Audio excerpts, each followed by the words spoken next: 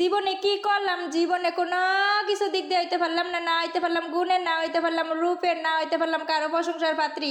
এই যে বছরের প্রথম দিন গেল, মানে হ্যাপি নিউ ইয়ার গেল, মানে বছরের প্রথম দিন জানুয়ারির 1 তারিখ গেল। ঘুম থেকে উইটা মনে মনে ভাবতেছি আমার বুড়ারে কমু হ্যাপি নিউ ইয়ার। মাগ্গমা এই বেটাকে বেটা বুঝবো নি। তো যাই হোক, কই নেই, বেটা গেছে গো অফিসে যাওয়ানোর পরে বেটারে হোয়াটসঅ্যাপে একটা মেসেজ দিছি, মাই ডিয়ার বুড়া হ্যাপি নিউ ইয়ার, লগে একটা গানও গাইয়া দিছি। কিন্তু আমি যে অপেক্ষায় বইয়া রয়েছি, বেড়ায় আমার একটা রিপ্লাই দিব, কোনো রিপ্লাই নেই। বেড়ায় জানেন, বিশ্বাস করবেন, একটা লাভের চিহ্ন দিব দূরের কথা, একটা লাইকের চিহ্ন দেয় নাই। এমন বুড়া লইয়া ঘরের মধ্যে আছে, কি জ্বালা যন্ত্রণা, কি করতাম বন্ধুগণ। আচ্ছা যাই হোক, বুড়ার কথা বাদ দিলাম। অনেক ঘটনা যেটা হয়েছে গিয়ে বুঝছেন, বছরের প্রথম দিন একটা কাজে বাইরে হয়েছিলাম, গার্মেন্টসের একটা সেরাই, আর সেরি মনে হয় অল্প বয়সে বিয়ে শাদী করছে। যাই হোক, কি সুন্দর রোমান্টিকতা, মাগো মা, কি সাজাটাই না সাজদি, কি লিপস্টিকটাই না দিছে, যেমন সুন্দর করে সাজছে সেরাইও, কি এক্সাইটেড, মাগো মা বউরে লইয়া হাত ধরে যাইতেছে।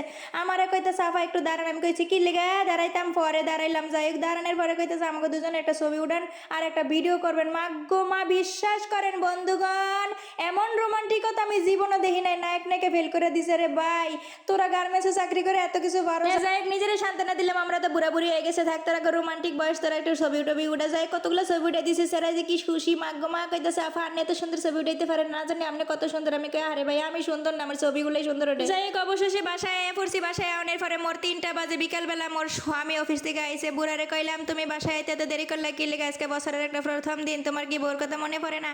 কয় কিছু করার নাই, মই কিন্তু মিটিংয়ে বই আসছিলাম। তুমি মিটিংয়ে বই আসছিলে, আমি যে একটা হ্যাপি নিউ ইয়ার দিলাম, হেডার কি কোনো রিপ্লাই নেই? আহারে। যাই হোক, এই হয়েছে মোর বুড়া বুড়ির জীবন। বুড়া বুড়ি কিন্তু সকল সময় কিন্তু রোমান্টিকতা পছন্দ না করলে কি হয়েছে, ভিতরে ভিতরে যে কথা ফিরিত, এই জিনিসটা কেউ বুঝবে না, আর বুঝাইতেও দেই না কাউরে, বুঝছেন। যাই হোক, এরপরও কিন্তু মোর 10টা না 5টা না, একটা মাত্র বুড়া। এই একটা বুড়ার জন্য যদি আমি স্পেশাল কিছু না করি, আমার কাছে শান্তি লাগে না। তাই বুড়া কিন্তু ঘরের মধ্যে এত স্পেশাল খাওয়ান বেশি একটা পছন্দ করে না। তার অফিসে যেহেতু স্পেশাল খাই, এর লেগে কিন্তু কয় তোমরা খাও, আমি এত বেশি খাবো না।